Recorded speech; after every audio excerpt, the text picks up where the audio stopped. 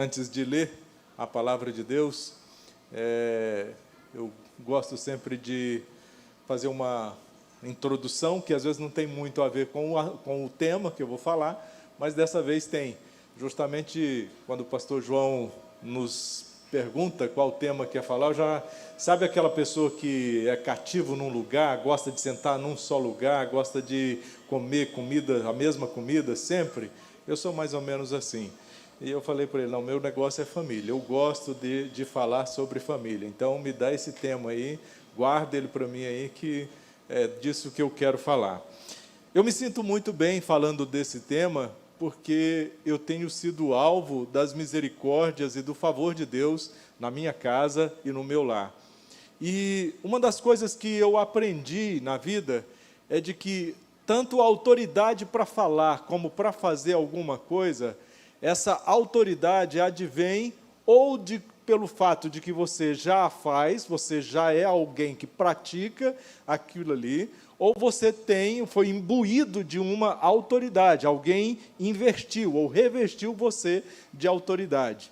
Bem, nesse caso, nessa noite, eu penso que eu tenho essas duas. Estou revestido da autoridade do pastor para falar sobre esse assunto, como ministro do Evangelho, e estou revestido de autoridade porque Deus tem me dado a graça, e aí eu já não tomo para mim essa graça, é de Deus, ela advém de Deus. Deus me deu o privilégio de constituir uma família e de usufruir dos benefícios dela, né? E por isso que eu me sinto com muita vontade para falar desse tema, e também posso dizer, eu falo com muita propriedade, porque eu tenho 35 anos de casado, e graças a Deus, eu quero aqui fazer uma ressalva, não são 35 anos de flores, são 35 anos de construção de um lar, de uma família, onde Deus nos deu a habilidade, a graça, para superarmos as dificuldades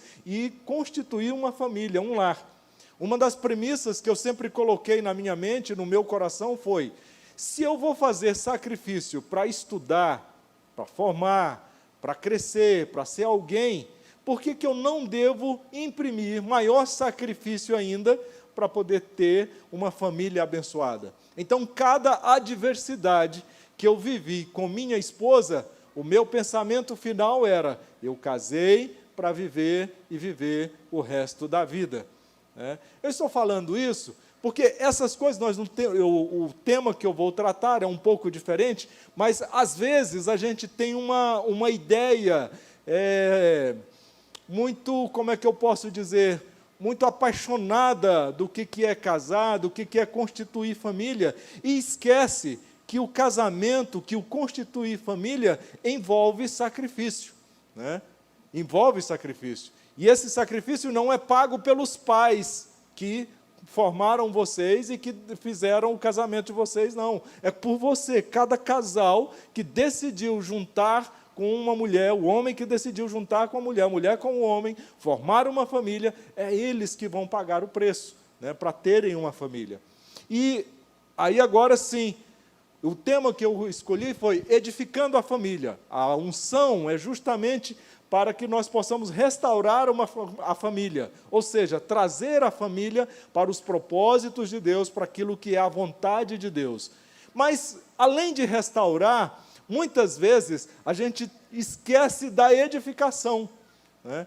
Quando eu parto desse princípio de que eu tenho que edificar a minha família, né, eu tenho justamente o entendimento de que não vai haver a necessidade de uma restauração, porque eu vou estar edificando ela nos moldes e nos projetos de Deus. E é sobre isso que eu quero falar muito rapidamente com vocês nesta noite. Para isso, eu quero ler com você aí, lá em Jó, no capítulo 1, do verso 1 até o verso 5. Não precisa abrir, eu vou ler aqui rapidamente para você. Acompanhe aí.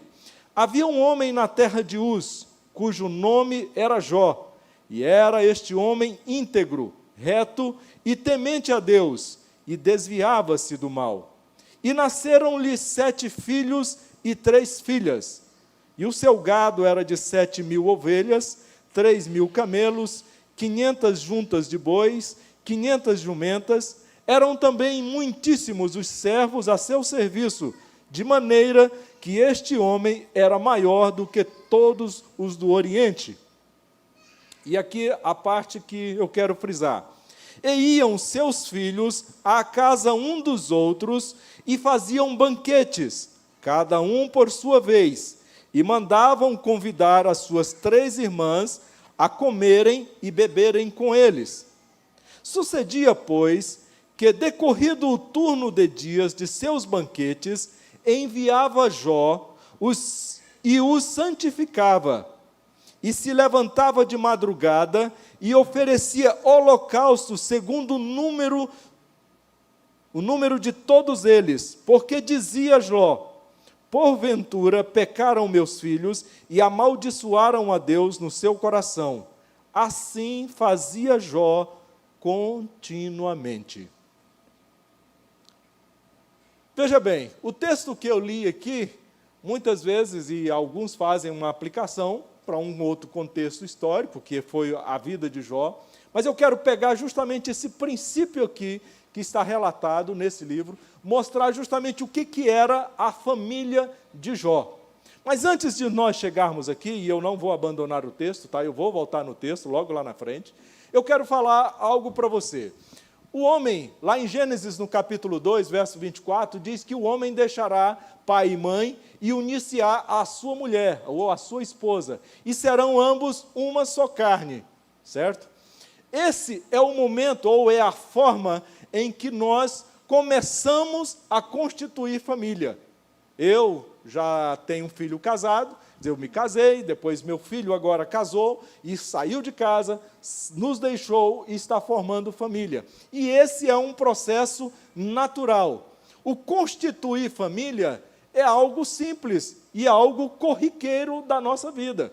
Qualquer pessoa, qualquer homem, qualquer mulher que decidir casar-se, ele vai constituir uma família. Porque ao juntar-se com uma mulher, ele vai estar formando uma família. Bem, aonde é que reside o problema? Justamente após a constituição da família, após se unirem. Quando eu digo problema, é porque aí começa agora os embates. Eu gosto de frisar esse texto aqui, ele diz, aliás, lá de Gênesis, que ele diz que ambos serão uma só carne. E tudo que eu já estudei a respeito de enxerto que é feito no nosso corpo, em alguma parte do nosso corpo, normalmente, quando você pega, até mesmo de você, eu fiz recentemente uma cirurgia na gengiva, e foi pego uma parte da gengiva e colocado num lugar para enxertar. E o médico disse, olha, tem que aguardar uns dias, você vai tomar antibiótico, porque vai haver rejeição. Né? A carne vai brigar uma com a outra. E o texto de Gênesis diz que, ao casar-se, serão uma só carne. Então, nos primeiros momentos, natural que vai haver o quê? A rejeição. É natural, por quê? São 2 entendimentos, são 2 culturas, 2 formações, são 2 ensinos totalmente diferentes que ali agora estão se unindo, para então formarem uma só carne. É necessário então dar o quê? Tempo. É necessário aplicar os recursos necessários para que aquilo ali seja curado, sarado e unificado, de modo tal que não haja ou que não seja mais possível separar. Vai haver um momento, e houve um momento no meu tratamento, que eu deixei de tomar o antibiótico. Né? Aquilo que traria, o que provocaria a rejeição, sanou. Agora é uma só carne. Então, tem o tempo. Assim, da mesma forma, o que eu quero demonstrar é que, nos primeiros momentos desse enlace, dessa formação, é natural que haja esses embates, é natural que haja esses problemas, os ajustes. É necessário, então, o quê? A perseverança, dar o tempo, o cuidado. Para quê? Para que aquele casal que se uniu e que decidiu formar uma família possa alcançar êxito naquele propósito que eles iniciaram. Não é admissível, ou não é razoável, né, melhor dizendo, que um casal que com 1 ano de casado diga, não deu certo, eu descobri que era a pessoa errada, a menos que sejam pessoas truculentas, né, que sejam pessoas agressivas, que usem de agressão física, mas caso contrário, deixa eu dar um conselho para você. Esse embate está previsto na palavra de Deus. Para você ser uma só carne, a própria medicina já nos dá essa demonstração. Para juntar duas carnes, vai haver rejeição, briga ali, até que haja a liga que os una.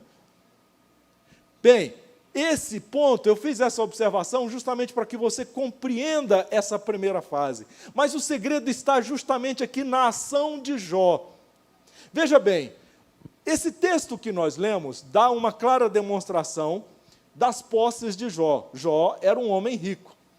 E, normalmente, uma família grande, 7 filhos homens, 3 filhas mulheres, aonde havia riqueza, o natural, nos nossos dias atuais, é o quê?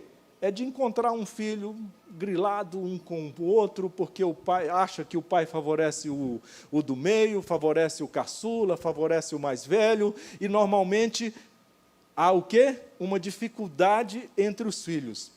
No entanto, o que nós vimos aqui, e eu não estou aqui conjecturando, a palavra de Deus nos diz que, por ocasiões, eles se reuniam, os irmãos, e faziam festas entre si. E revezavam na casa um do outro. Então, o que nós percebemos naturalmente aqui que havia entre esses irmãos? O quê? Harmonia, comunhão. Havia entre aqueles irmãos justamente aquilo que nós todos desejamos, paz familiar. O filho, os irmãos não brigavam um com o outro. A palavra de Deus está dizendo que eles se juntavam para regozijar-se um com o outro. Havia festa. Por que havia isso? E aí, na sequência, o texto mostra que diariamente Jó cumpria o papel de sacerdote do lar. A edificação da família não é uma coisa que ocorre por osmose. Não é uma coisa que ocorre por pensamento positivo. A harmonia familiar, a restauração familiar, a edificação familiar é algo que requer da parte do sacerdote sacrifício. O que foi o último verso que eu li aqui?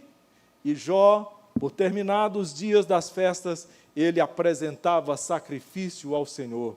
Jó cumpria o seu papel, ele levava os seus filhos, orava por eles, abençoava eles, admoestava eles, redarguia a vida deles, e Jó cumpria o papel de um sacerdote. Nós muitas vezes ficamos pensando que, não, eu quero ser filho, eu quero ter filhos, eu quero ter uma família abençoada, eu quero que meu filho me ame, eu quero que meu filho ame o seu irmão, que haja paz dentro do meu lar. E aí a minha pergunta para você nesta noite, o que você fez para que haja harmonia no seu lar? Você ora pelos seus filhos? Você apresenta os seus filhos ao Senhor? Você senta com os seus filhos para ensiná-los a palavra de Deus? O temor de Jó era de que seus filhos esquecessem. Vai que, Jó deixa claro, vai que eles pecaram contra o Senhor. Mas Jó não ficava quieto, ele dizia, Senhor, eu estou aqui apresentando o sacrifício, santificando os meus filhos para o Senhor, para que eles possam ter vida e vida com abundância. Eu quero um lar abençoado, mas eu preciso pagar o preço para que o meu lar seja abençoado. Uma das coisas que nós observamos, e aí, nesse momento, como eu disse no início da minha palavra, eu não tenho como não falar da minha experiência. Lá atrás, muitas e muitas vezes, foram necessários o quê? Renúncia da minha parte, para gastar tempo com o meu filho, para gastar tempo com a minha filha, para conversar com eles, para admoestá-los, para corrigi-los, para falar do Senhor para eles. Como é que eu espero que meus filhos cresçam na presença do Senhor, tenham um lar abençoado? E o principal, meus irmãos, que meu filho me ame. Uma das coisas que eu acho maravilhosa, quando meu filho me passa uma mensagem, oi papai. Quando minha filha me chama papai, na maioria das vezes, ou na maioria por aí, e aí, pai? E aí, cara, tudo bem? Eu falo para ele constantemente, pelo amor de Deus, não me deixa de chamar de papai. Se eu pisar na bola com você, fala para mim, para que eu continue desfrutando do seu amor para comigo. Porque é isso que cada um de nós, como sacerdote do Senhor, precisamos fazer.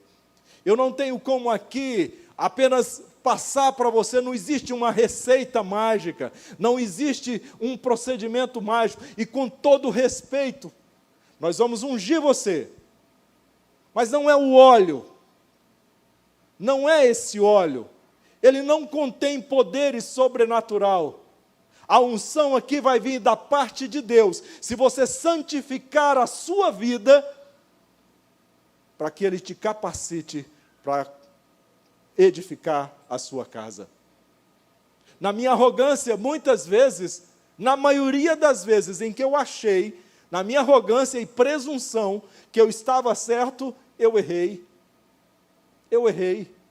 Nos meus 35 anos de casado com a minha esposa, todas as vezes que eu achei que eu tinha razão, ou que eu estava certo em alguma coisa, quando foi no final, eu precisei abrir ou dar o braço a torcer, que eu estava errado.